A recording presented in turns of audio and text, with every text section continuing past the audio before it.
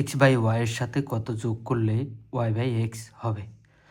যদি এখানে বলা থাকতো 5-এর সাথে কত যোগ করলে 7 হবে, তাহলে 5-এর সাথে কত যোগ করলে 2 যোগ করলে 7 হবে। তাহলে এটা যদি এভাবে চিন্তা করা যায় না, 7 থেকে 5 বিয়োগ করলে কত হয়, 2 হয়, এভাবে। তদ্রূপ এটা থেকে এটি বিয়োগ করলে আমরা আনসার পেয়ে যাব, মানে যোগফল থেকে এটি বিয়োগ। মনে রাখতে হবে যোগফল থেকে কত যোগ করলে এত হবে।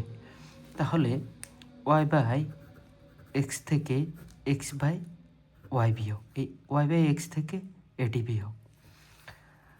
তাহলে এখানে লসাগু হচ্ছে এক্স ওয়াই, এক্স চলে যায় ওয়াই স্কোয়ার, ওয়াই স্কোয়ার, এখানে ওয়াই কাটা এক্স, এক্স স্কোয়ার। আনসার হচ্ছে এটি। তার মানে যোগফল থেকে এটি বিয়োগ করতে হবে।